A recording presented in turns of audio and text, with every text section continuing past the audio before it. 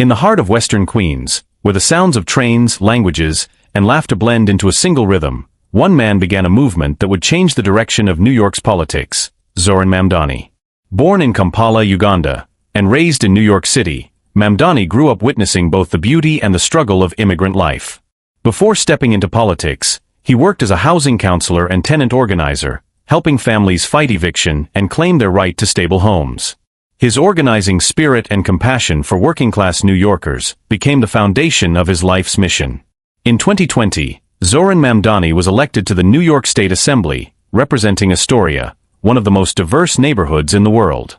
His victory wasn't built on money or influence but on people, renters, students, shopkeepers, and organizers, all united by a shared belief in justice. "When I first ran," Mamdani often said, "it wasn't about ambition. It was about making government answer to the people who built this city." His platform centered around rent relief, public banking, and climate justice, but at its heart was something even simpler: the conviction that government should work for everyone, not just the privileged few. By the mid-2020s, New York faced deepening challenges: a worsening housing crisis, rising inequality, and an urgent need for environmental change. Many questioned whether Mamdani's grassroots approach could truly lead such a vast and complex city. But instead of retreating, he doubled down. He built what he called the People's Ground Game, a citywide movement that reached into tenant associations, mosques, bodegas, and union halls. His campaign didn't depend on corporate donors or polished consultants. It depended on people. Door by door, block by block, volunteers translated flyers, shared stories, and rebuilt trust in politics itself.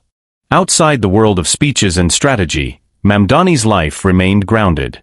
He is known as a poet, a cricket lover, and a son proud of his Ugandan and Indian roots. Friends describe him as thoughtful and steady, the kind of leader who listens first, then speaks.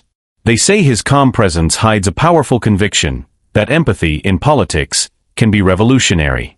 In 2029, after years of community victories and growing recognition, Mamdani announced his candidacy for mayor of New York City.